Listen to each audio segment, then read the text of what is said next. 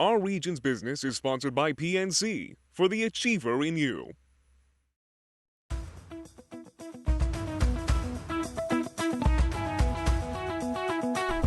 There's been a lot of talk lately about STEAM. The idea is to add art to STEM education that ordinarily focuses on science, technology, engineering, and math. In fact, it's been an underpinning of the remaking learning phenomenon that's been sweeping our region. Well, now a homegrown nonprofit has taken the idea a step further, using art, gamification, and technology to teach entrepreneurship to children as young as 5 in some of our region's most distressed communities. Along the way, the organization has also coached regional artists towards successful, sustainable careers. And Michelle Barabas is the founder and CEO of Art Resource Teaching Society. Welcome. Good to have you here. Pleasure to be here, Bill. Thank you. Yeah, so you were an artist yourself, right? That's how you went down this path to start this organization? Indeed. I was originally a graphic and web designer, and I did fashion design for quite a few years. Okay. And that led you into being what, a coach and consultant for other artists initially? So initially, I came to Pittsburgh after having moved away for a year, and I decided that I needed to find an agent for my services to be able to promote my creative services, and I couldn't really find a great source for it, so I ended up creating a company that helped artists get their careers off the ground.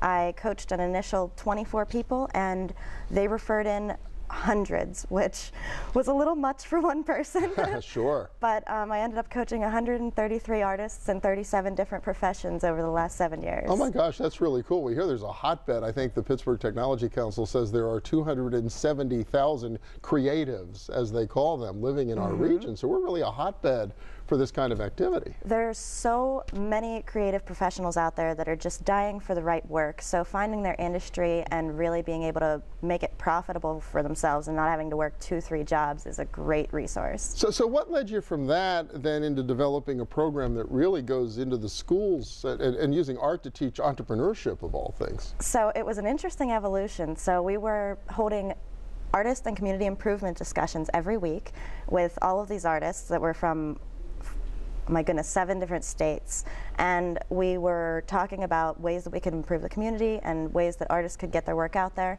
And at the same time, it was 2011 and art was being cut from schools, and so a lot of them had their heart was behind being able to put art back in schools, and we had to develop a program for it. So by the time 2012 came around, we had the program completely developed. We switched over to becoming a nonprofit focused on youth education, and our artists became many of our teachers, and that's why we use art as an engagement method. Okay, so there's the natural synergy there. Really focusing on distressed communities around the region? Absolutely. So the reason that we focus on economically struggling areas is because the gentrification brings in a whole bunch of new business opportunities for small business. So people that are living in these communities that were born there, their families have been there for generations, they now can open up small businesses and take advantage of all the new customers, be able to make their business districts flourish, not with just corporation type structured businesses. Well, and I think I look at some of the successes around our region. In many communities, the artists seem to be the homesteaders. They're willing to go in there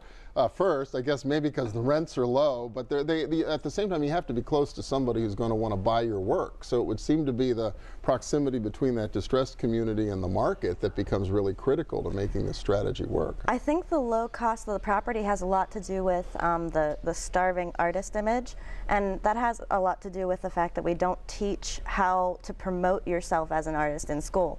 They teach you how to be an artist, which is a fantastic skill, but how to make money with it is a completely different skill, and that would be a really great thing to be added into the schools. So that makes a lot of sense. So you sort of tested out this teaching program in the school over the last couple of years. You're going to be rolling it out into other schools or school districts heading into the new year or heading into the second half of the year? Yes, we're actually in fundraising mode right now. We're raising enough for 5 schools, and we'll be granting out this program to 5 schools. So 5 schools will have the opportunity in full school assemblies to have every child create every material they would need to begin their first business. Very good. And so you even get little kids to start thinking about, well, what are all the elements that go into starting a business? But you make it fun because you use art to help teach, right? Absolutely. And then we take it from there and actually provide business grants for the kids to be able to start these companies, try them out. They go through an incubator, and they even get to run a pop-up storefront as well as their e-commerce website. Really cool, really fun. Great thing. Got to start them young. We certainly need lots more entrepreneurship here in our region. Michelle Barabas from the Art Resource Teaching Society. Such a pleasure. Thank you, Bill. Yeah, absolutely. And we'll be back in a minute with a little dollars and cents. Stay with us.